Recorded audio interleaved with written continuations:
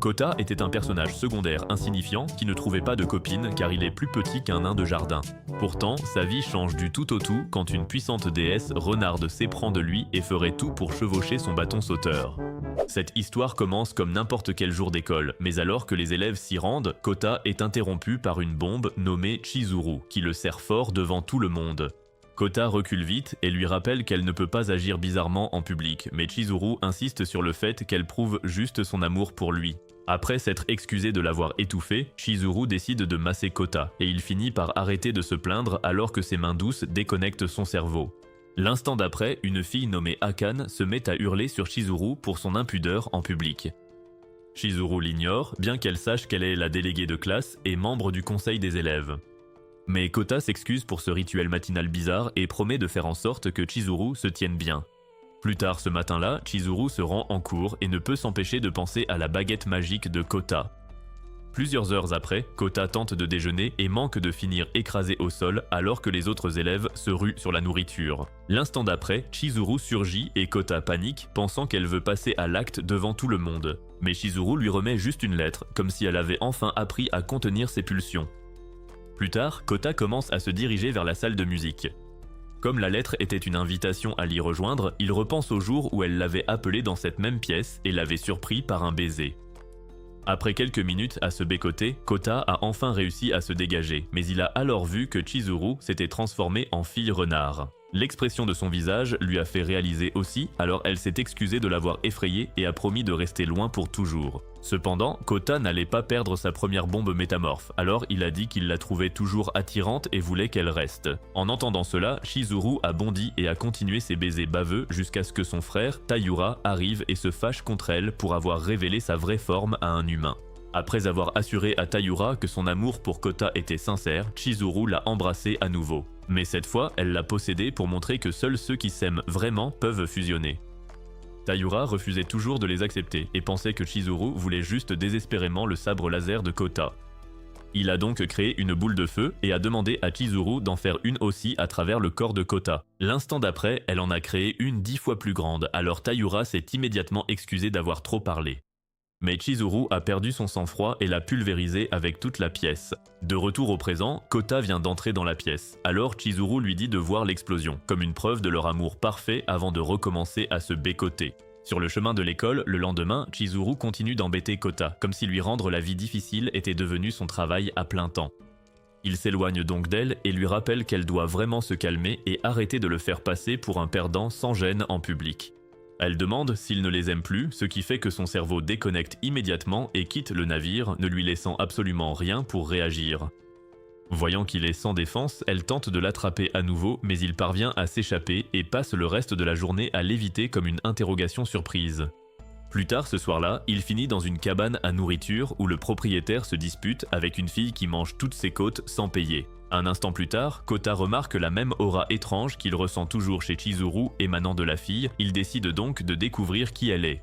Après que Nozomu l'ait regardée avec désinvolture, le propriétaire supplie immédiatement Kota de payer sa facture et commence à agir comme si ses rêves de richesse se transformaient en dette s'il revenait sans l'argent. Une fois que Kota entend le montant qu'elle a réussi à dépenser, il perd la tête car l'addition ressemble moins à un repas qu'à quelqu'un essayant d'acheter tout le menu. Juste au moment où il s'apprête à remettre l'argent, Nozomu sort un énorme billet et le donne au propriétaire, qui court instantanément à l'intérieur pour lui rendre la monnaie avant qu'elle ne change d'avis et ne commande un autre buffet à volonté. Kota se présente ensuite à Nozomu et tente de lui demander si elle est aussi un yokai, mais elle lui fourre de la viande dans la bouche avant même qu'il ne puisse parler, le renifle rapidement pour mémoriser son odeur comme si elle collectait des données de personnages et s'enfuit immédiatement. Le lendemain matin, il retourne à l'école avec Chizuru, et alors qu'elle continue d'essayer de le taquiner, il fait comme s'il était soudainement devenu immunisé contre ses tours.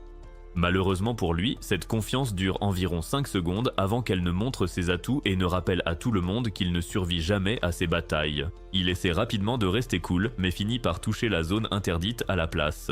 À ce moment-là, Chizuru décide qu'elle en a fini d'être gentille et le pousse au sol pour qu'il puisse s'amuser en plein milieu de la route. Quand Kota lui rappelle que les gens normaux ne devraient probablement pas faire ça en public, elle crée une barrière spirituelle qui empêche quiconque de les voir ou de passer. Problème résolu, du moins selon elle. Elle s'apprête ensuite à nettoyer la baguette magique, mais Nozomu traverse nonchalamment la barrière comme si elle était en papier et la détruit en sortant. Dès que Kota réalise que tout le monde peut les voir, il essaie rapidement de rhabiller Chizuru. Mais juste à ce moment-là, Akane surgit soudainement avec ce qui semble être toute l'école derrière elle et promet immédiatement de lui rendre la vie misérable. Plus tard en classe, tout le monde commence à l'accuser d'être un coureur de jupons sans vergogne qui se fait sans cesse surprendre dans des situations bizarres. Et après s'être fait lyncher de toutes parts, il s'effondre complètement.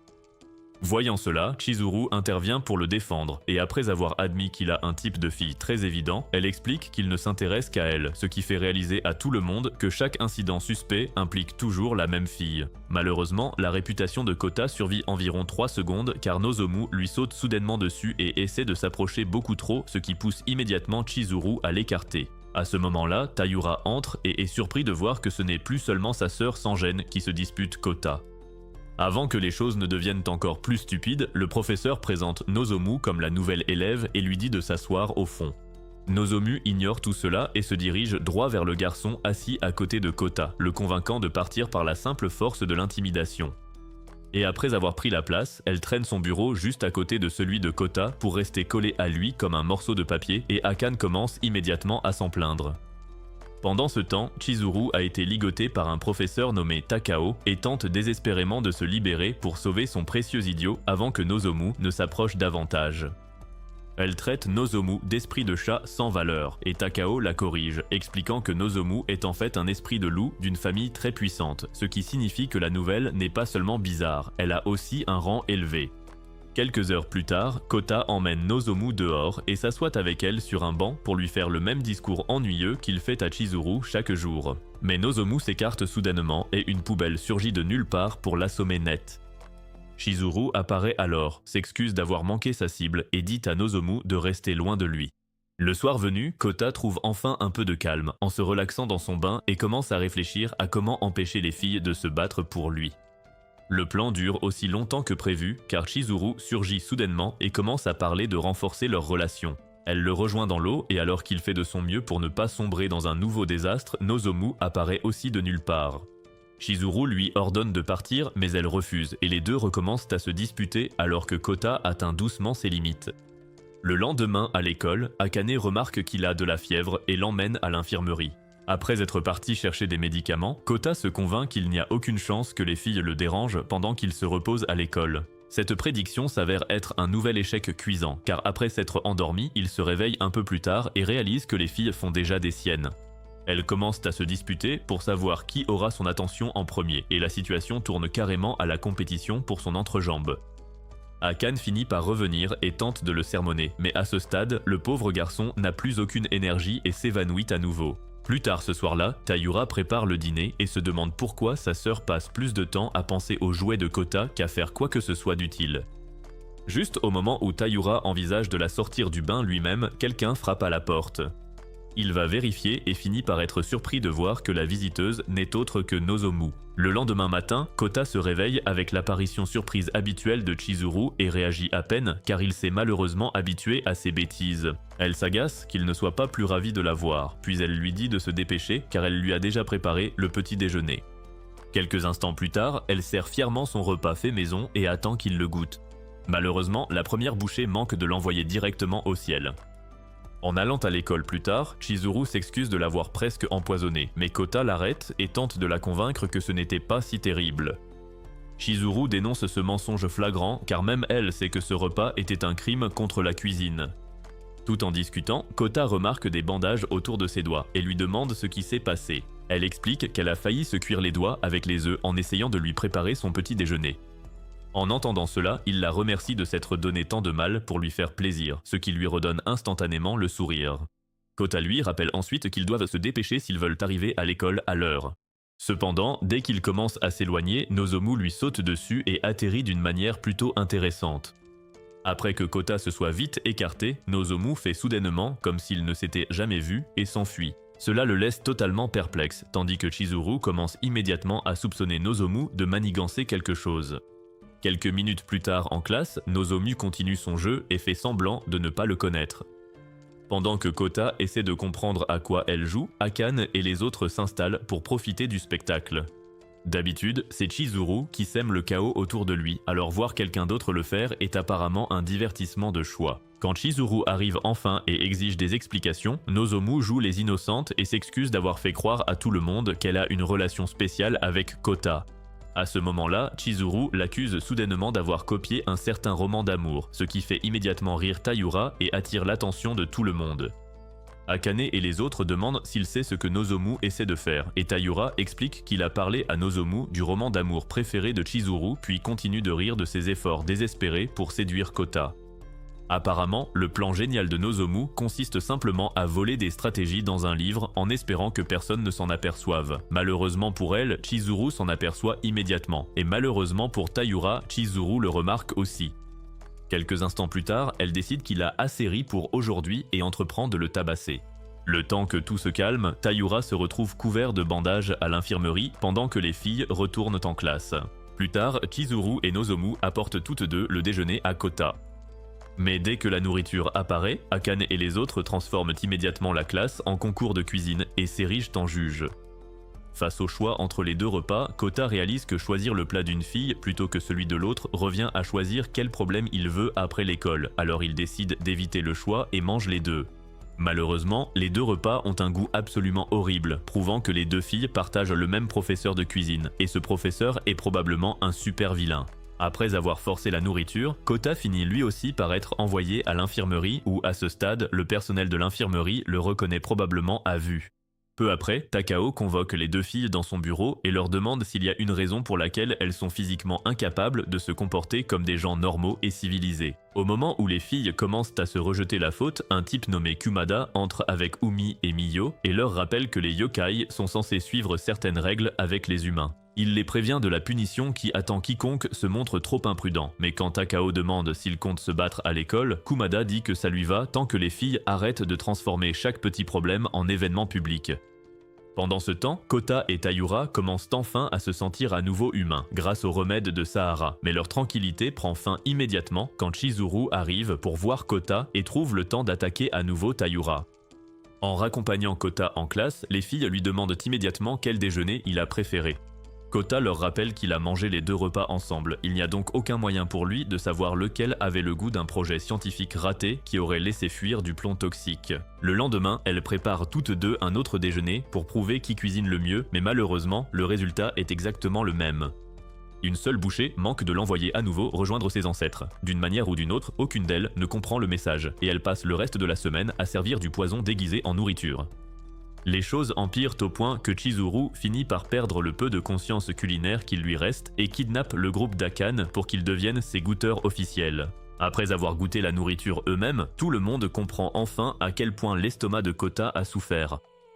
Akane et Taira finissent par l'entraîner sur le toit pour une intervention et lui expliquent que le seul moyen d'arrêter Chizuru est qu'il arrête de se laisser faire et qu'il s'affirme enfin. Peu après, Kota sort avec Chizuru et se prépare enfin à dire ce qu'il pense. Malheureusement, l'univers refuse de le laisser avoir une conversation normale car Umi surgit pour punir Chizuru d'avoir enfreint les règles yokai. À ce moment, Umi déchaîne une énorme tornade et Kota saute devant Chizuru mais se fait propulser dans le ciel comme une fusée. Après que Chizuru l'a rattrapé, elle rappelle à Umi que blesser les humains est aussi contre les règles. Dès qu'il entend ça, son air de dur à cuire disparaît aussitôt et il commence à paniquer. Miyo dit alors qu'ils sont prêts à tout pour arranger les choses, alors Chizuru en profite immédiatement. Elle traîne Miyo dans un débarras, la met dans un baquet et lui ordonne de produire l'huile médicinale spéciale de son espèce. Une fois le remède prêt, Chizuru l'utilise pour aider Kota à s'en remettre. Malheureusement pour elle, Nozomu surgit soudainement et gâche ce moment. Les deux commencent aussitôt à se disputer pour le bâton de Kota et Kota finit par se réveiller en plein milieu de tout ça. Le lendemain en classe, Nozomu essaie encore de lui donner son déjeuner. Cette fois, Chizuru perd enfin patience et décide qu'elle veut se battre. Kota la retient vite, mais elle continue d'essayer de s'en prendre à Nozomu quand même. En gérant la situation, il se rappelle ce qu'Akane lui a dit et finit par gronder Chizuru pour son comportement. Le sermon fonctionne car Chizuru s'enfuit aussitôt, surprenant tout le monde que ce pauvre loser de simp ait débloqué la capacité rare de s'affirmer. Akane et les autres lui disent de la suivre, alors il la cherche dans l'école jusqu'à ce qu'elle le tire dans un labo vide. Une fois seule, Chizuru avoue que le voir agir avec assurance et prendre les choses en main l'a touchée plus qu'elle ne le pensait. Elle lui demande alors de la punir et insiste sur le fait qu'elle ne cessera de l'embêter que s'il le fait.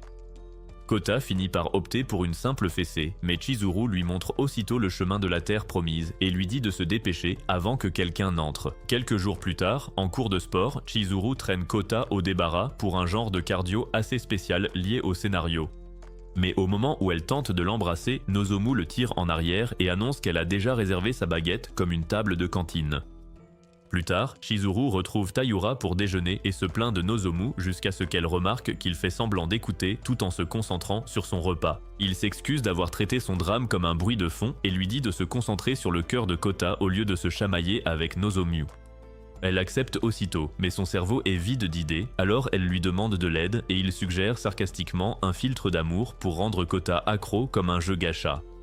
Mais avant qu'il ne puisse dire que c'est une blague, elle a déjà décidé de le faire et le traîne dans une salle de conférence scellée depuis toujours. Elle arrache le sceau et il lui rappelle que tout ce qui s'y trouve a été confisqué à des yokai rebelles qui ne savaient pas se tenir. Mais elle lui dit de la fermer et de simplement faire le guet. Après quelques minutes à chercher de quoi voler le cœur de Kota, elle est sur le point d'abandonner et Taira se plaint déjà à nouveau. Mais elle repère alors une tenue de lapin qui garantit que l'élu de son cœur restera accro à vie. Taira la félicite avant de regarder la chose, et c'est là qu'il comprend pourquoi le cerveau de Kota quitte son corps chaque fois qu'elle essaie de conclure. Quelques instants plus tard, elle fait irruption en classe et Akane s'évanouit immédiatement. Puis elle serre Kota dans ses bras et explique que le costume ne s'enlève pas, comme un malus permanent.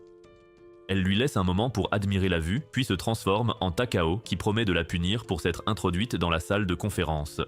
Sahara explique ensuite que c'est un objet maudit, mais qu'il est impossible de l'enlever car personne n'a pris la peine de le noter dans l'inventaire.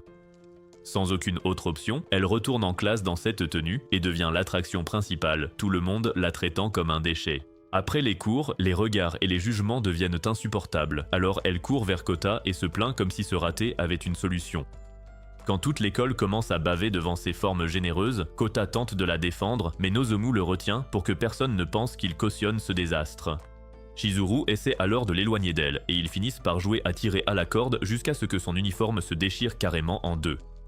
Plus tard dans la soirée, il demande à Chizuru pourquoi elle l'a suivi jusqu'à son dortoir. Elle dit qu'elle ne voulait pas que des pervers fixent ses fruits divins sur le chemin du retour, puis elle propose de suspendre sa veste pour trouver Nozomu déjà dans le placard, tel un sursaut de film d'horreur. Nozomu dit qu'elle ne peut pas être laissée seule avec Kota et juste après, elle entend des bruits dans le plafond et attaque, ce qui fait tomber Taira avec l'équipe d'Akane. Chizuru exige de savoir pourquoi ils harcèlent tous Kota, alors Akane explique à quel point il était sage avant qu'elle n'arrive et ne le corrompe comme un fichier système. Malgré tout cela, tout le monde finit par passer la nuit dans la chambre de Kota. Pendant la nuit, cependant, le costume de lapin maudit commence à vider l'énergie de Chizuru. Le lendemain matin, Kota remarque qu'elle a l'air épuisée alors qu'ils se rendent à l'école. Il lui demande si elle va bien et elle apprécie son inquiétude, mais elle commence à se sentir encore plus mal peu de temps après. Elle manque de s'évanouir et est transportée d'urgence à l'infirmerie de l'école. Pendant qu'elle se repose, Takao et Sahara expliquent l'histoire du costume maudit. Apparemment, il a été créé par un esprit triste et solitaire qui a passé des années à chercher désespérément le bonheur durable. Après avoir mis tous ses sentiments et ses regrets dans le costume, l'esprit a fini par y être lié, transformant la tenue en un dangereux objet maudit. Plus tard, Akane se rend à l'infirmerie pour voir comment va Chizuru. Après avoir entendu ce qui s'est passé, elle décide que la solution la plus simple est de détruire le costume. Malheureusement, l'objet maudit a d'autres projets. L'esprit s'active soudainement, sème le chaos et s'échappe en prenant le contrôle de Chizuru. Juste après, des tenues étranges apparaissent partout dans l'école, transformant l'endroit en un véritable défilé de mode maudit. Le groupe passe les heures suivantes à poursuivre Chizuru alors que l'esprit continue de causer des ennuis. Finalement, l'esprit se révèle et explique qu'il veut utiliser l'énergie restante de Chizuru pour revenir dans le monde. Kota et les autres essaient de l'arrêter, mais chaque tentative crée d'une manière ou d'une autre encore plus de problèmes. À un moment donné, Umi détruit plusieurs des créations maudites, ce qui ne fait qu'irriter davantage l'esprit. Une fois que les choses se sont un peu calmées, Sahara a enfin expliqué toute la situation. Si l'esprit n'est pas arrêté bientôt, il videra complètement Chizuru et prendra possession de son corps. Tout le monde réalise la gravité de la situation et se précipite pour la retrouver avant qu'il ne soit trop tard. La confrontation finale a lieu sur la scène de l'école, où l'esprit tente de jouer le futur heureux qu'il a toujours voulu mais n'a jamais eu. Chizuru se défend, mais elle commence à manquer de force. Alors que tout semble perdu, Kota arrive avec les autres et refuse d'abandonner l'idée de la sauver. L'esprit tente une dernière fois de les arrêter, mais Chizuru finit par surmonter son influence.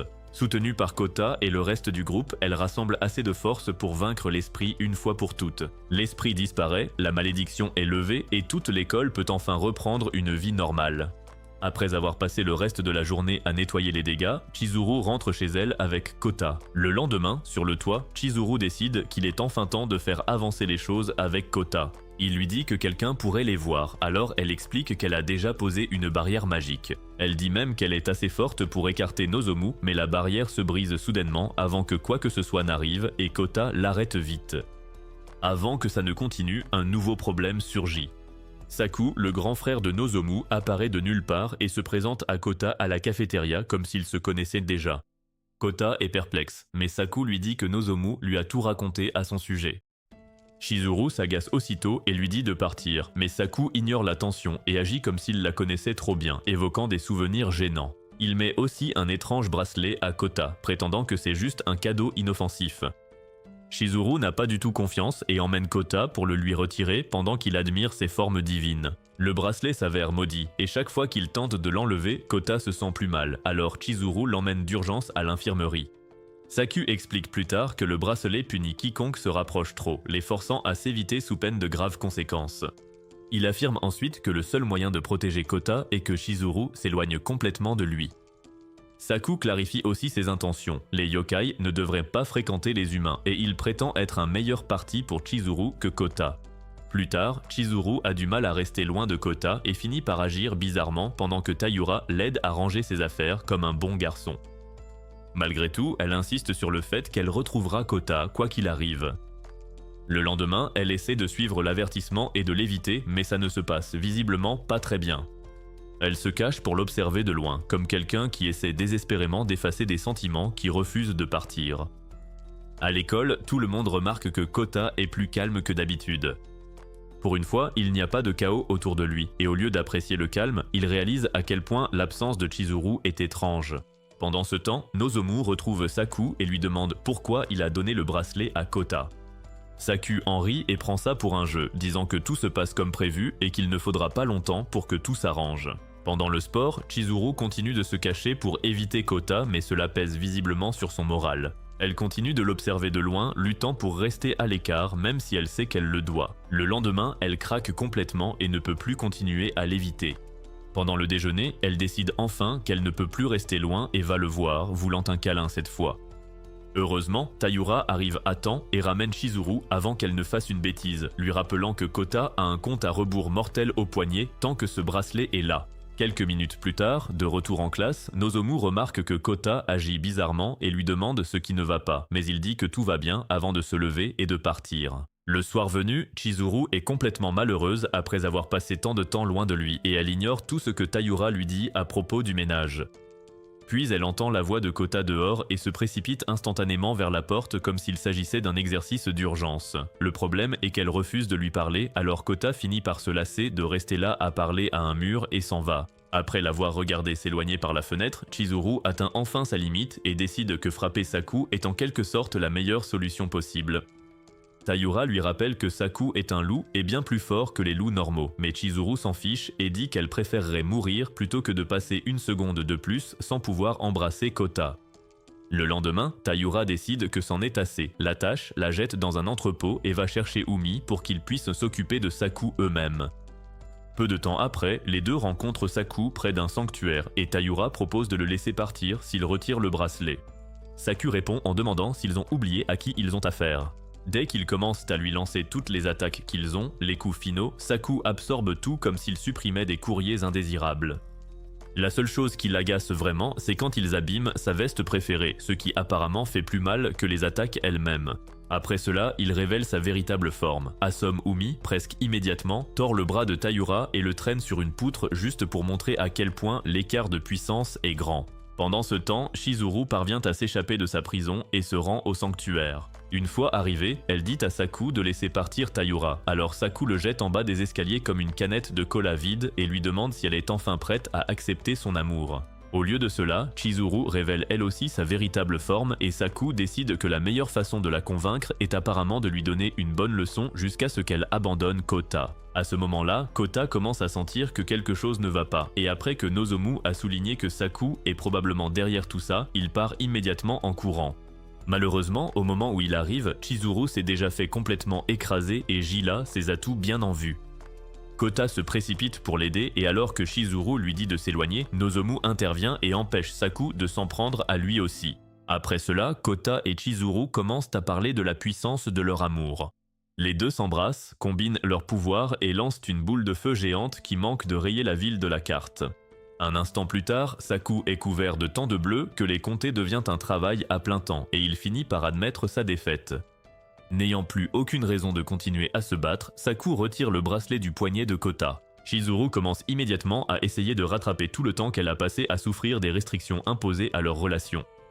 Quelques minutes plus tard, tout le monde escorte Saku jusqu'au pont, et après que Chizuru lui a dit de ne jamais revenir, il félicite Kota d'avoir réussi à séduire deux beautés fatales, y compris sa propre sœur. Après cela, il s'en va et semble en avoir fini avec cette histoire. Mais peu de temps après, il rencontre deux filles mystérieuses et leur parle de l'étrange pouvoir que Kota et Chizuru ont utilisé contre lui. Plusieurs semaines plus tard, un samedi, Kota espère commencer la nouvelle année dans le calme et la tranquillité pour une fois. Mais Chizuru arrive pile à l'heure, car lui laisser de l'espace ne fait apparemment pas partie de ses compétences. Après avoir remarqué son expression, elle commence à le taquiner, mais Kota prétend n'aimer que son kimono et pas ses melons divins. Pendant ce temps, Taïura regarde un festival annuel et commence à stresser à l'idée de demander à Akane de l'accompagner. Après avoir passé plusieurs minutes à s'entraîner et à trop réfléchir comme un joueur calculant 10 coups d'avance dans une partie déjà perdue, il finit par s'évanouir d'épuisement mental. De retour chez Kota, il dit à Chizuru qu'il veut passer la journée à faire de la calligraphie, ce qui semble assez simple. Malheureusement, Chizuru entend cela et décide immédiatement que sa concentration est le véritable ennemi. Au lieu de le laisser se concentrer, elle commence à l'embêter avec ses pieds sous le kotatsu. Au début, il pense pouvoir l'ignorer, se disant qu'elle ne fera rien de fou, mais elle va plus loin et lui rappelle vite que la paix n'a jamais été une option. Un peu plus tard, elle se rapproche encore, alors Kota tente de fuir la situation avant qu'elle ne s'aggrave.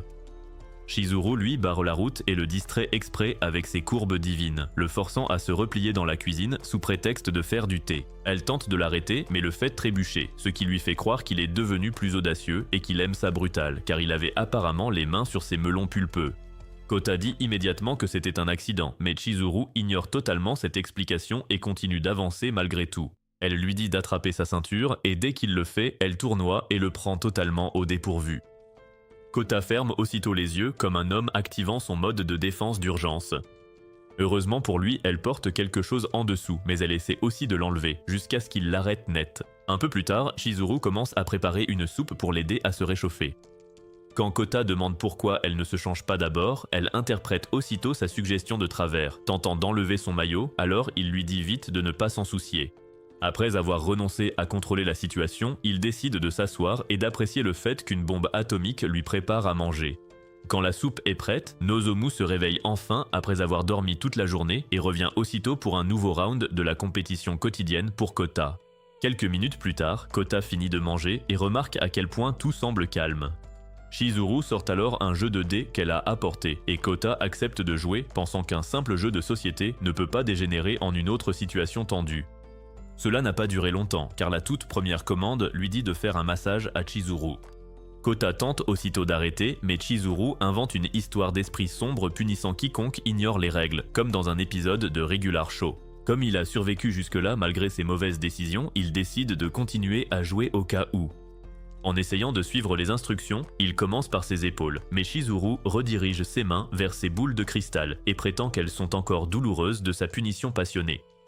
Après cela, Chizuru passe la majeure partie de la journée à donner à Kota les commandes de jeu les plus suspectes imaginables. Les choses atteignent un nouveau sommet lorsqu'il tombe sur une case qui n'a clairement pas sa place dans un jeu de société normal. Ça lui demande carrément de se la faire. Kota saisit les dés et relance, mais après avoir obtenu 3 fois de suite le même résultat, même son instinct de survie s'active enfin et il réalise que Chizuru a truqué le jeu avec ses propres règles pour avoir son magnum. Chizuru lui rappelle qu'il faut suivre les ordres du jeu quoi qu'il arrive, puis joue son tour et tombe opportunément sur la même chose. Avant qu'elle n'aille plus loin, Nozomu apparaît soudainement et demande si elle peut aussi se joindre à la partie. Chizuru refuse aussitôt et prétend qu'ils accomplissent une sorte de rituel sacré. Au lieu de reculer, Nozomu décide de rivaliser directement et elle retire son propre kimono. Le cerveau du pauvre gars est déjà à plat et maintenant les deux filles compliquent activement le problème. Au comble de la confusion, ils décident que le plus sûr est de partir et suggèrent d'aller plutôt au sanctuaire. Malheureusement, le sanctuaire ne change absolument rien. En quelques minutes, les deux filles transforment une prière normale en une occasion de dire à quel point elles aiment sa saucisse. Kota tente d'équilibrer les choses en priant pour un peu de paix et de décence, mais l'univers jette aussitôt sa requête à la poubelle. Plus tard, il voit Nozomu jouer avec une sucette et tente de changer de sujet, mais Chizuru bave sur une barbe à papa avant d'essayer de lui donner. C'est alors que Taira arrive et leur dit de se prendre une chambre. Au lieu d'être gêné, Chizuru se moque du fait qu'il soit tout seul et l'envoie balader. Peu après, tout le monde vérifie ses talismans de fortune. Les garçons finissent déprimés par des prédictions de souffrance, tandis que Chizuru se dispute avec Nozomu pour savoir qui épousera Kota. La dispute s'envenime tellement qu'elle percute accidentellement Umi. Naturellement, Umi s'énerve et s'apprête à se battre, mais Mio le convainc d'agir comme une personne normale pour une fois. Umi accepte à contre-cœur de bien se tenir. Même si ça a l'air physiquement douloureux pour lui, les choses s'animent encore plus quand Akane arrive avec tout son groupe d'amis. Dès que Chizuru les voit, elle comprend que ses chances d'être seule avec Kota tombent à zéro. Comme prévu, Akane commence direct à se disputer avec elle pour l'avoir corrompue, alors Kota décide de s'éclipser avant d'être mêlé à un autre débat. Pour détendre l'atmosphère, il achète du saké doux pour tout le monde. C'est une idée terrible car Akane décide de frimer avec sa descente et perd immédiatement le combat après seulement quelques verres. Un arbre voisin finit par devenir son meilleur ami pour le reste de la soirée. Voyant une opportunité, Taira lui demande si elle veut faire le tour des stands du festival avec lui. Il passe ensuite toute la journée à essayer de gagner un lapin en peluche à l'un des jeux. Après avoir gaspillé assez d'argent pour financer une petite entreprise et avoir enfin gagné le truc, il se retourne fièrement pour découvrir qu'Akane s'est déjà endormi. Plus tard, cette nuit-là, tout le monde commence à rentrer chez soi. Chizuru s'excite car elle pense qu'elle aura enfin Kota rien que pour elle. Malheureusement, Taira comprend tout de travers et la remercie d'avoir invité tout le monde chez Kota. Dès que les autres entendent ça, ils s'excitent tous aussi. Quelques jours plus tard, Kota essaie de survivre au froid en s'enveloppant dans une couverture, mais il attrape accidentellement quelque chose de doux à l'intérieur et sursaute pour trouver Chizuru déjà là comme si c'était son point d'apparition prévu. Elle propose instantanément de le réchauffer et avant même que Kota ne réalise ce qui se passe, elle l'attire pour un gros câlin comme si ça faisait partie d'une routine d'entretien quotidienne. Un vent froid et violent s'engouffre juste après, alors elle se lève pour fermer la fenêtre sans réaliser que cette fille, nommée Yuki-hana, en est responsable. Sur le chemin de l'école, Kota remarque que c'est la première fois qu'il voit de la neige depuis qu'il a emménagé en ville, alors il essaie d'en parler normalement. Chizuru gâche immédiatement le moment en disant qu'elle déteste la neige parce qu'elle a ruiné sa chance de se rapprocher de lui dans la chambre. Kota ignore ça et pose plutôt des questions sur ses parents. Elle explique qu'ils vivent sur une montagne et que la seule chose intéressante là-bas est une source chaude, puis suggère nonchalamment qu'ils devraient y aller comme pour un week-end. Quand Kota demande pourquoi elle ne leur rend jamais visite, elle répond qu'elle ne veut voir que lui. Juste après ça, elle essaie de le rapprocher à nouveau pour continuer sa routine habituelle de harcèlement physique. Mais Yuki-hana réapparaît et les interrompt. Plus tard, Kota se retrouve assis en classe à essayer d'agir normalement en saluant Akane, tandis que Yuki-hana dit à Chizuru qu'elle est seulement venue prendre de ses nouvelles. Chizuru lui dit immédiatement d'arrêter de prétendre qu'elle ne suit pas les ordres de leur mère, et Yuki-hana finit par admettre qu'elle a été envoyée pour vérifier quelle est réellement sa relation avec Kota. Elle lui rappelle ensuite que les relations entre yokai et humains ne finissent jamais bien. Chizuru rejette évidemment cette idée et défend sa relation avec Kota. Au même moment, Taira entre en classe en demandant son devoir. Akane lui dit de le faire lui-même, mais Kota dit qu'il connaît peut-être la fille ninja des neiges, et toute la classe interprète instantanément ça comme s'il débloquait une autre route mystérieuse avec une bombe. Taira l'entraîne immédiatement dehors pour avoir des détails, et après que Kota a tout expliqué, même lui réalise que Yuki-hana n'est pas normale et dit que les choses vont probablement empirer. À l'intérieur, Chizuru dit déjà à Yuki-hana de rentrer chez elle, parce que personne ne l'empêchera de rester proche de Kota. Yuki-hana répond qu'elle doit tester si leur amour est réel, puis déclenche instantanément une tempête de neige qui gèle toute l'école comme si quelqu'un avait mis la réalité sur pause.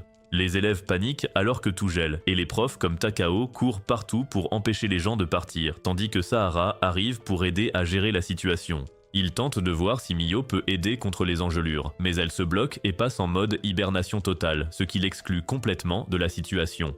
Takao court alors chez Kumada pour du renfort, mais découvre qu'il a aussi renoncé à toute conscience pour la journée, donc l'équipe de soutien continue de fondre. Kota rentre pour voir comment vont les autres, et Chizuru explique que Yukihana est un grave problème qu'ils doivent renvoyer dans l'Himalaya avant qu'elle ne gâche tout entre eux. Peu après, ils retrouvent Nozomu pour un plan commun, mais elle en profite aussitôt pour souligner que la future belle famille de Kota est une bande de cinglés dangereux. Taïura s'agace en plein débat car tout le monde discute au lieu de se concentrer sur Yukihana, ce qui urge car la neige transforme déjà toute l'école en congélateur géant. Dans la classe, Akane et les autres se regroupent autour d'une lampe pour se réchauffer, comme autour d'un feu de camp au milieu d'un jeu de survie. Et juste quand ils acceptent qu'ils vont devenir les héros de la Reine des Neiges 3, les jumelles arrivent et leur montrent comment se chauffer avec des journaux. Dans le couloir, Taïura remarque que la neige empire, et c'est là qu'ils aperçoivent un bonhomme de neige qui se tient là. Tout le monde se demande pourquoi il n'a pas l'air d'un gentil Disney, car celui-ci semble clairement avoir une quête secondaire nommée violence. Chizuru dit à Taïura de l'éliminer, mais il panique aussitôt et dit que c'est bien au-dessus de son niveau. Chizuru essaie d'abord de raisonner avec lui, mais comme ça ne marche pas, elle s'énerve et menace de s'en charger s'il refuse de bouger. N'ayant plus le choix, Taïura finit par charger avec une fausse assurance, mais le bonhomme de neige le traite comme un mannequin d'entraînement et le malmène. Même après avoir réussi à le vaincre, ça ne s'arrange pas car tout un groupe de monstres de neige surgit et l'emporte comme s'il faisait partie de leur collection. Ils se mettent alors à poursuivre Kota et les filles dans le couloir, transformant l'endroit en une scène d'évasion où personne n'a vraiment prévu d'itinéraire.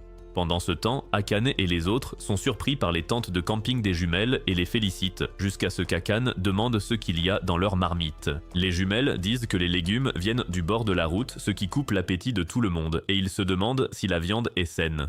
Les jumelles expliquent qu'un restaurateur leur laisse des sacs de viande après le travail, et tout le monde accepte que l'hygiène alimentaire n'est plus qu'une rumeur. Mais Kota ne participe même pas au débat, car il arrive avec les filles et s'effondre immédiatement à cause du froid. Pour éviter qu'il ne devienne un écran de mise à jour gelé, Chizuru et les autres tentent de le réchauffer avec leurs méthodes habituelles assez spéciales. Yukihana arrive alors et demande pourquoi Chizuru n'est pas venu au duel, traitant toute cette crise comme un simple rendez-vous prévu. Chizuru s'excuse en disant qu'elle a oublié et Yukihana déclare alors qu'un humain faible comme Kota ne mérite pas ses énormes attributs. Elle tente d'attaquer, mais Nozomu s'interpose et se transforme instantanément en boule de neige, ce qui l'élimine de l'équation. Tandis que Chizuru traîne Kota, celui-ci finit par s'effondrer à nouveau dans la neige et dit à Chizuru de le laisser et de s'enfuir. Mais au lieu de ça, Chizuru décide que c'est le moment idéal pour prouver leur lien en provoquant un baiser de fusion des âmes. Ils libèrent leur puissance de feu combinée et submergent Yukihana, mais elle cède soudainement et admet que tout cela n'était qu'un test pour confirmer que Kota est le bon. Elle dit ensuite que sa mère veut le rencontrer avant de partir et de mettre fin à la crise de neige, et l'école redevient lentement normale comme si rien ne s'était passé. Une fois que tout s'est calmé, Chizuru se détache mentalement de la situation comme si elle redémarrait son système et tente de comprendre ce que veut vraiment sa mère. Dehors, les élèves regardent par la fenêtre et voient Kota et Chizuru toujours debout dans la neige ensemble, comme s'ils venaient de survivre au Titanic. Quelques jours plus tard, Chizuru et Kota arrivent aux sources thermales qu'elle a mentionnées et s'énervent immédiatement contre Taïura pour avoir invité la bande de geeks d'Akane. Elle passe quelques minutes à le frapper avant qu'une fille super canon, nommée Tamamo, ne les accueille aux côtés de Yukihana et se présente comme la propriétaire de l'auberge. Une fois à l'intérieur, elle explique la disposition des chambres et dit à Yukihana d'apporter leurs affaires, puis souhaite bon retour à Chizuru et Taïura. L'air confus sur le visage de Kota lui fait comprendre qu'il n'a aucune idée de qui elle est, alors elle se présente à nouveau comme la mère de Chizuru et Taïura. Quelques minutes plus tard, les filles s'installent dans leur chambre et s'impatientent d'essayer le bain avant qu'Akane ne réalise que les garçons sont juste à côté. Elle empêche Chizuru de faire des folies, tandis que Taïura a des papillons dans le ventre, car il pourrait enfin avoir une chance de tenter sa chance avec Akane. Yuki et Kiriko plaisantent sur le fait que Kota pourrait se faufiler dans leur chambre la nuit et disent aussi que Chizuru pourrait un jour reprendre l'auberge de Tamamo. Mais elle s'énerve soudainement et dit qu'elle ne voudrait jamais reprendre l'auberge avant de sortir. Assise dans le hall quelques minutes plus tard, elle repense à ce que Yukihana a dit avant de partir l'autre jour et commence à regretter d'être venue à l'auberge. Kota arrive pour lui demander si elle va bien, elle lui dit de s'asseoir, le remercie de s'inquiéter et promet que tout va bien alors que ce n'est clairement pas le cas. Elle essaie de profiter du moment avec lui quand Nozomu surgit de nulle part et demande à Kota s'il veut prendre un bain avec elle comme Vegeta et Bulma. Alors Chizuru lui dit immédiatement de reculer. Peu après, Kota entre dans le bain des hommes et remercie Dieu de ne pas avoir à gérer ses petites amies bizarres pendant les prochaines minutes. Pendant ce temps, Chizuru vient d'entrer dans le bain des femmes et est déçu de devoir supporter l'obsession bizarre de Nozomu pour les canards en plastique. Kota décide d'aller se sécher mais voit quelqu'un entrer et suppose que c'est Taïura jusqu'à ce qu'il voit que c'est Tamamo. Il se cache dans l'eau pendant qu'elle lui dit de rester immobile pour qu'elle puisse lui laver le dos. Mais un seul regard sur ses énormes melons et il perd la tête. Elle continue de le convaincre tandis que Chizuru surprend la conversation et tente de briser le mur mais est bloquée par une barrière puissante et elle réalise que Tamamo va lui voler son homme car elle n'a pas vu un bon mât depuis des années. Pendant que Taïura risque sa vie pour apercevoir les atouts d'Akane, Tamamo commence à laver le dos de Kota et lui dit d'ignorer les cris stupides de Chizuru de l'autre côté. Elle explique qu'elle n'est pas vraiment leur mère biologique, puis s'approche pour le laver et pose nonchalamment ses melons sur son dos en demandant s'ils sont plus gros que ceux de Chizuru. Il réalise ce qui vient de se passer et s'écarte d'un bond, alors elle passe à sa forme réelle pour faire monter la tentation encore plus haut. À ce moment-là, Chizuru brise enfin le mur et lui dit d'arrêter. Mais Tamamo va encore plus loin en montrant ses fesses à Kota et en promettant de mieux s'occuper de lui que Chizuru ne le pourrait jamais. Chizuru décide qu'elle va se battre pour son cœur et sa saucisse jusqu'à ce qu'elle remarque qu'il s'est déjà évanoui à cause d'un traumatisme crânien excessif. À peu près au même moment, Taïura atteint enfin le sommet de la montagne, mais au lieu d'une vue, il trouve une bande de chimpanzés dans la piscine, puis aperçoit Akane et les filles qui repartent avant qu'un chimpanzé en colère ne le fasse tomber du bord. Plus tard, Kota se réveille juste à temps pour le dîner avec tout le monde. Tamamo et Yukihana installent le buffet, puis elle remarque que Chizuru n'est pas encore arrivé. Nozomu dit qu'il ferait mieux de manger sans elle. Tamamo offre à Kota une boisson spéciale et quand il lui rappelle qu'il ne peut pas boire d'alcool, elle explique que c'est en fait une boisson énergisante pour les yokai.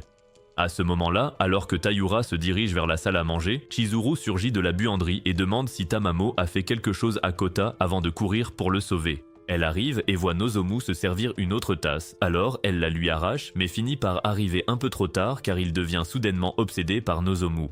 Tamamo lui dit ce qu'est la boisson et elle panique tout en rappelant à Taïura que cela rend les humains amoureux de la première personne qu'ils voient après l'avoir bu. Taïura réalise que c'est l'occasion parfaite de voler le cœur d'Akane et s'enfuit pour la trouver, laissant Chizuru seul face à Kota. Pendant que Kiriko et Yuki envisagent de devenir le nouveau couple du groupe, Taïura trouve Akane et essaie de la séduire, mais elle en redemande et finit par tomber amoureuse de la bouteille à la place. À ce moment-là, Chizuru vient de réaliser que Kota ne répond plus à ses tactiques habituelles, alors elle se met dans une pose de bateau du désert pour voir s'il se souviendra de leur amour, mais il disparaît avec Nozomu pour un peu d'intimité. Dans la buanderie quelques instants plus tard, il essaie d'obtenir un baiser baveux de Nozomu, et juste au moment où Chizuru arrive pour les arrêter, Tamamo et Yukihana l'enterrent sous des serviettes, donnant à Kota et Nozomu une chance de s'échapper. Ils trouvent un endroit dans le grenier pour s'amuser, et elle grimpe sur le toit pour les arrêter à nouveau, alors ils s'en vont chercher un autre endroit.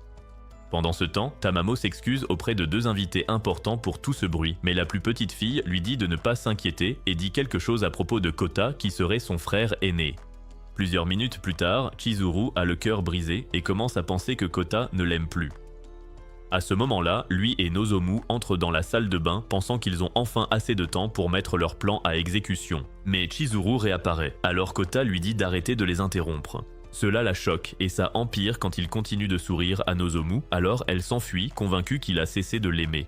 Peu après sa crise, elle trouve sa robe sur les escaliers et retourne dans sa chambre pour continuer à pleurer pendant qu'il trouve enfin un endroit secret pour s'amuser avec Nozomu.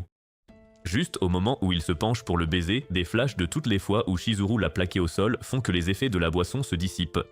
Il essaie donc de comprendre ce qui s'est passé, mais Nozomu s'endort et il commence à chercher Chizuru partout. Quand il arrive enfin dans sa chambre et essaie de lui parler, elle lui dit de redevenir normal pour qu'il puisse s'aimer à nouveau.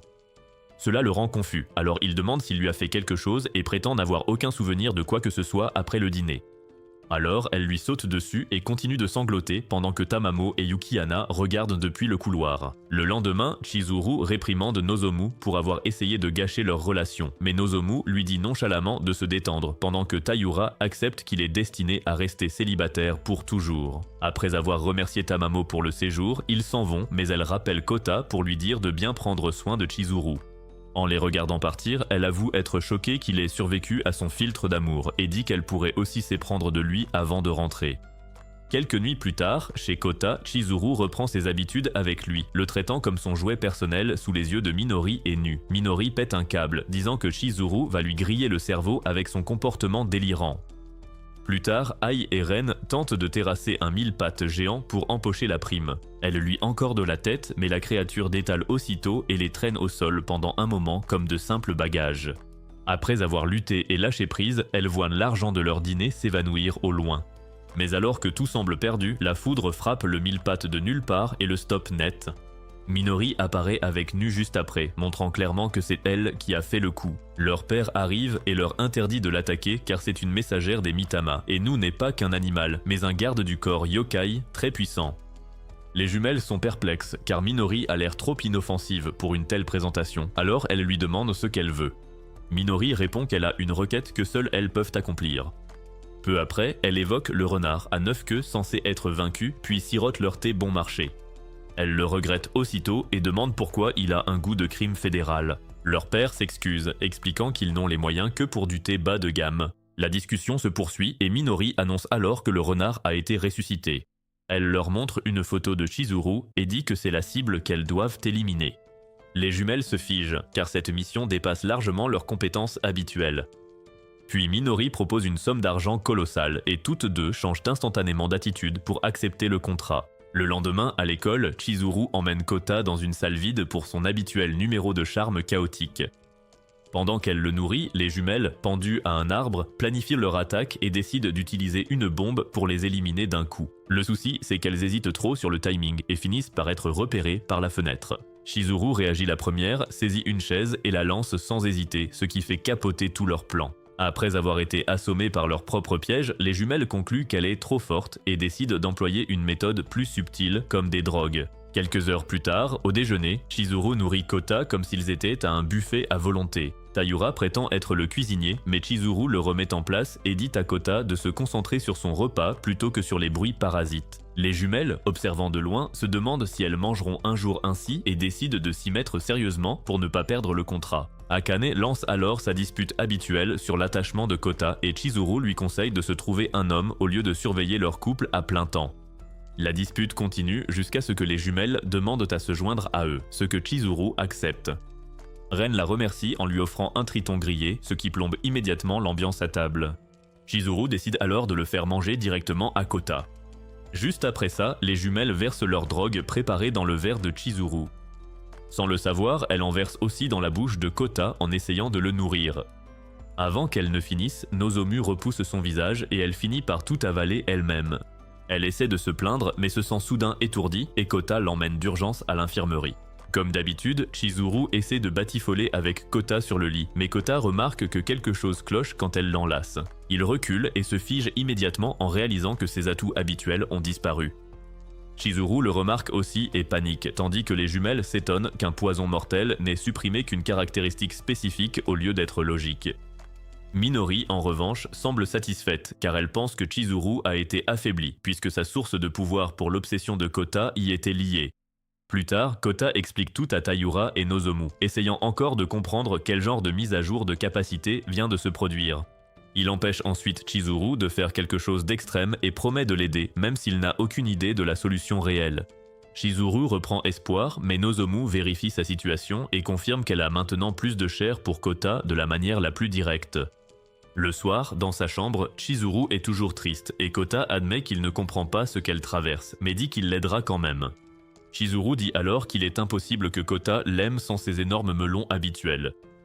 Elle tente son flirt habituel, mais Kota réagit à peine car il n'y a rien à enregistrer. Alors elle essaie de se déshabiller, confirmant que tout a disparu. Elle recommence à pleurer et Kota lui rappelle qu'elle ne les a pas toujours eus, donc qu'il est possible de les récupérer.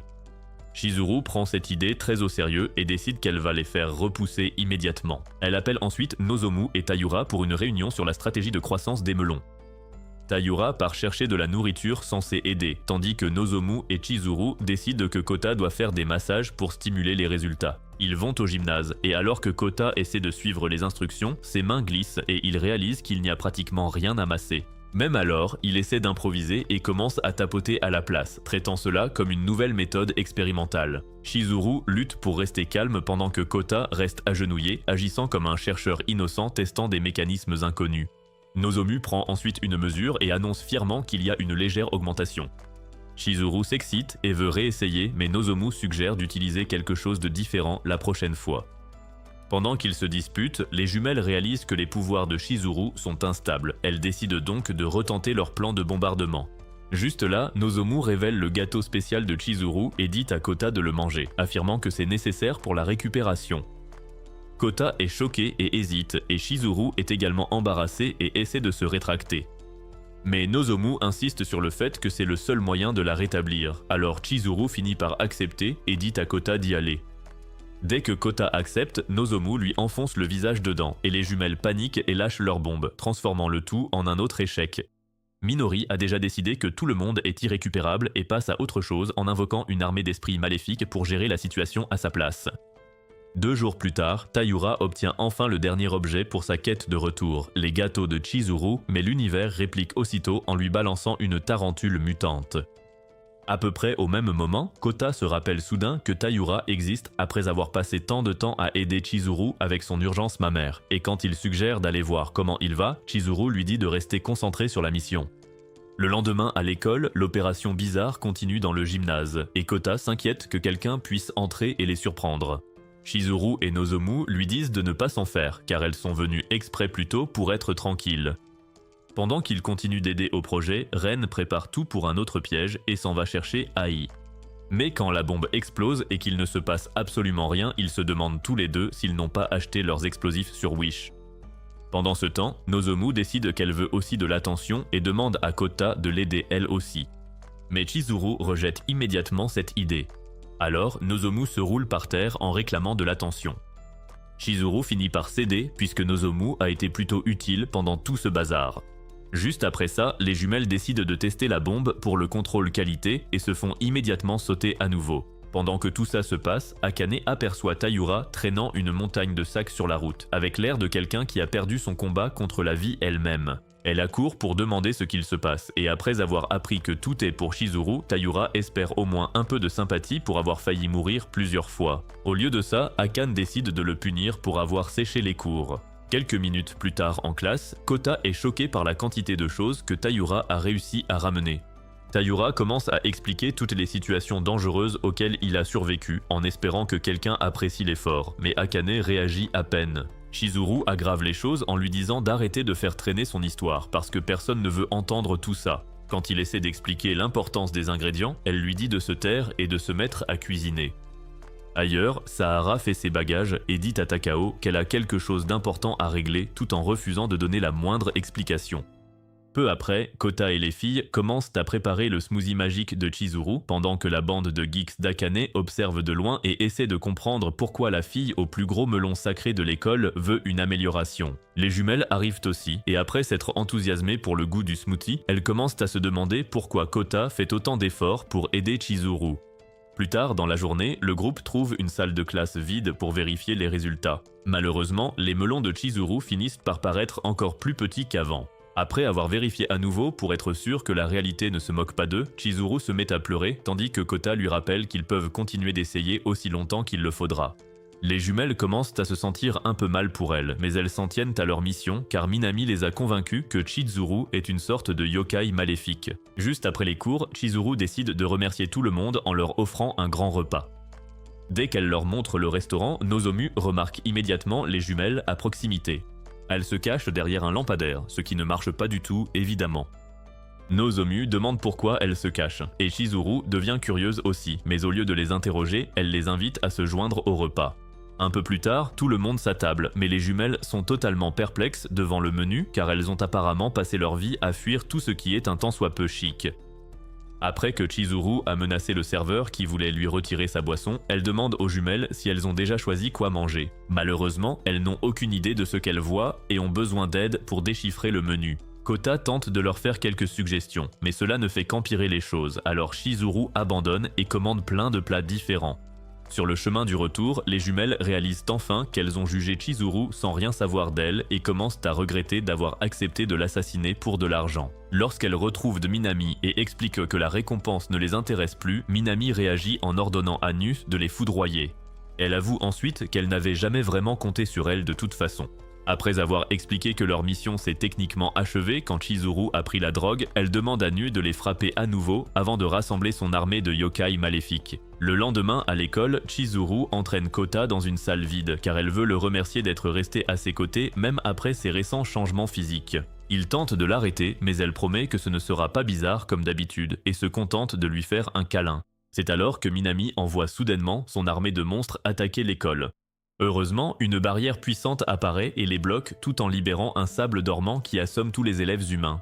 Takao dit à Kumada que tout le monde doit se préparer car la barrière ne tiendra pas éternellement, et quelques minutes plus tard, elle cède et les monstres envahissent l'école. Mio et les élèves yokai interviennent immédiatement pour défendre les lieux, et Kumada se joint également au combat. Voyant que les choses deviennent sérieuses, Minami envoie Nu capturer Kota. Nu décide de s'échauffer d'abord en attaquant tous les élèves yokai. Umi s'excite car il a enfin trouvé un adversaire de taille, mais Nu le plaque immédiatement au sol. Pendant ce temps, Chizuru finit par lâcher Kota après avoir entendu tout le vacarme extérieur, et Nu s'écrase dans le bâtiment. Takao se précipite pour la combattre et se fait projeter, mais Taira le sauve et Chizuru descend en courant avec Kota. Nu le prend aussitôt pour cible, mais Chizuru le pousse pour éviter l'attaque tandis que Taira retient Nu assez longtemps pour qu'il s'échappe.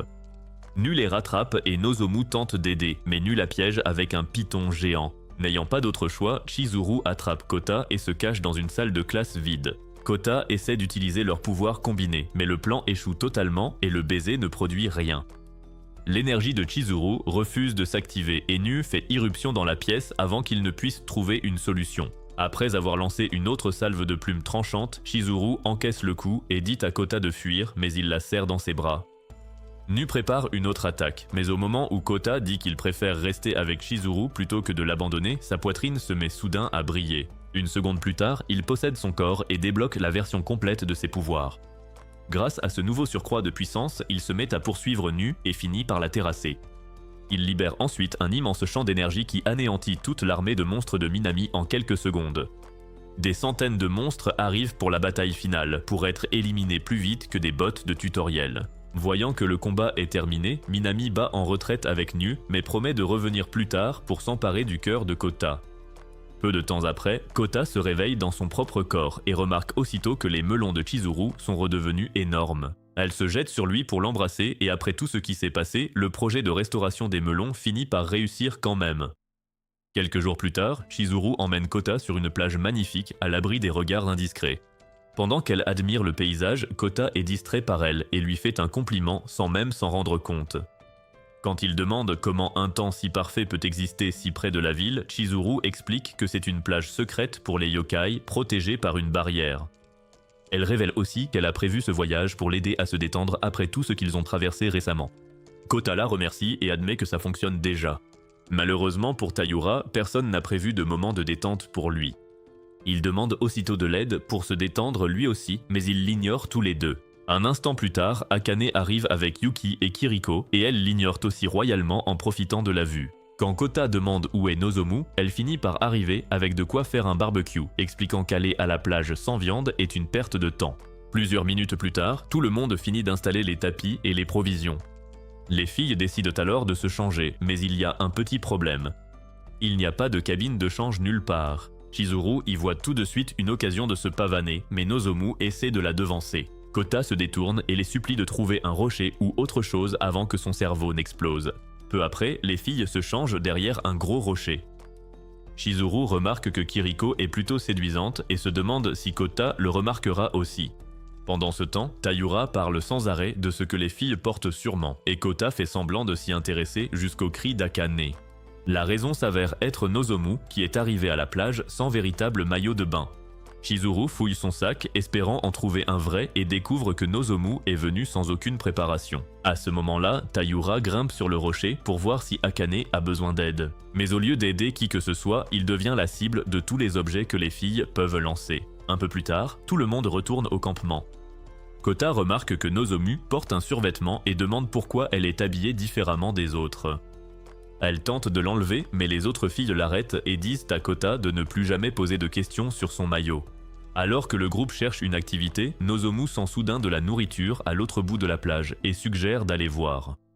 Chizuru prétend qu'elle a sûrement du sable dans le nez et qu'elle imagine des choses, mais tout le monde décide de la suivre.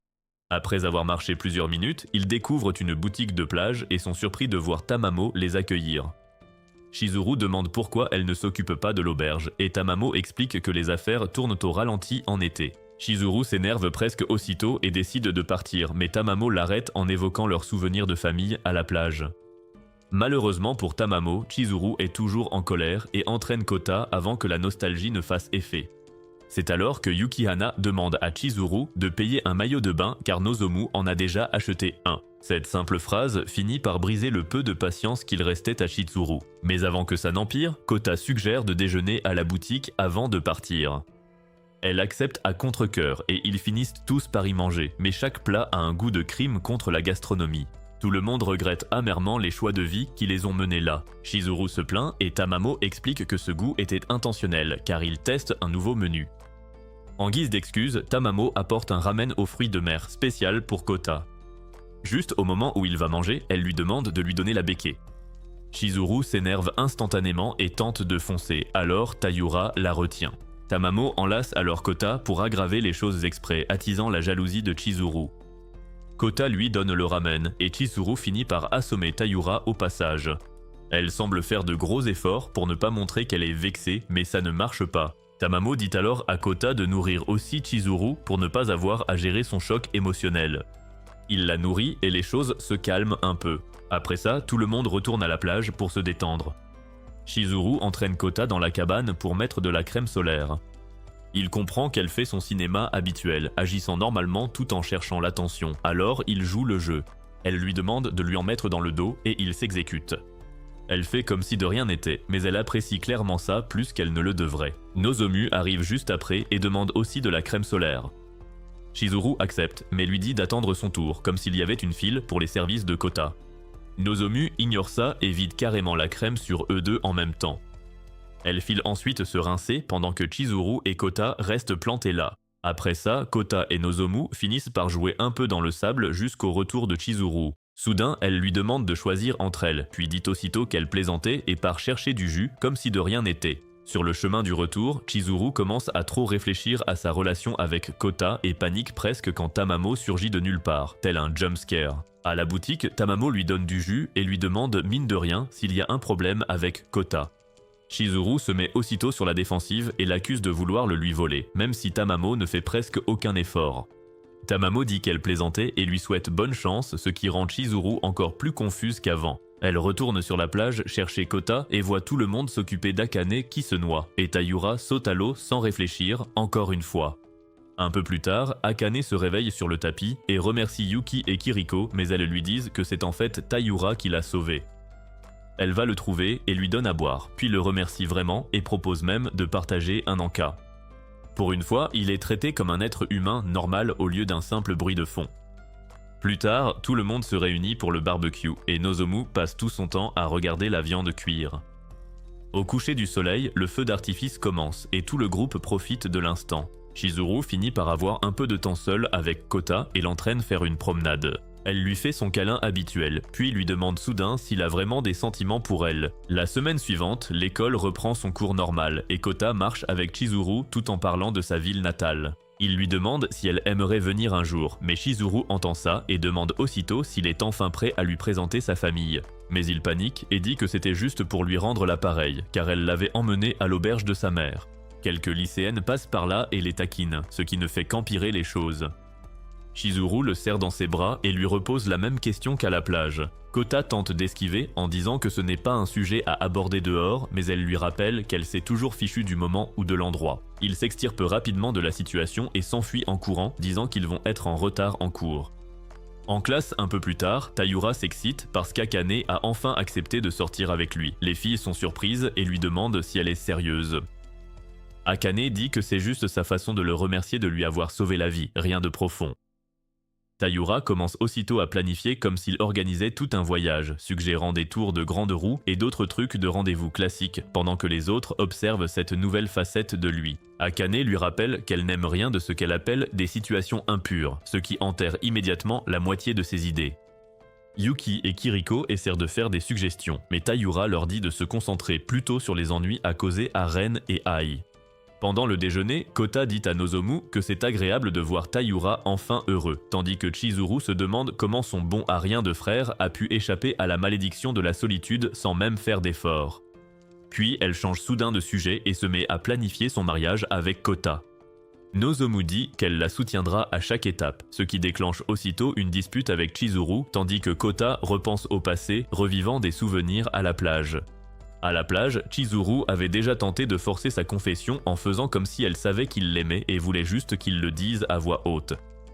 Taïura a interrompu ce moment, donc rien n'a été résolu, et elle est repartie encore plus convaincue que Kota l'aime vraiment de toute façon.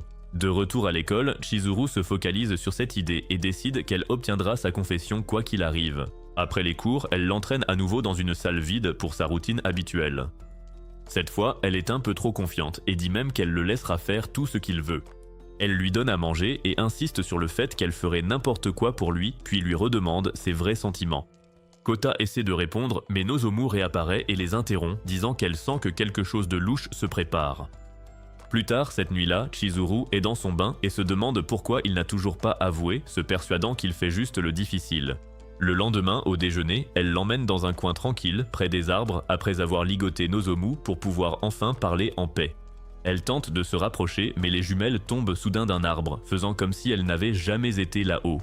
Puis Kumada surgit de nulle part et commence à utiliser un arbre comme sac de frappe, comme si c'était un équipement de sport normal. Les jumelles demandent alors au hasard à Chizuru si elles peuvent l'appeler maman, et Chizuru finit par les emmener. Mais elle aperçoit Umi et Mio qui s'amusent ensemble et s'énerve aussitôt, décidant qu'elle va aussi interférer dans leur relation. Cette nuit-là, Chizuru reste éveillée à se demander si Kota l'aime vraiment, revoyant chaque petit moment comme un système de replay. Au même moment, Taïura stresse en cherchant comment se confesser à Akane. Pendant le sport le lendemain, Kota regarde Taïura faire une chorégraphie bizarre sur le terrain.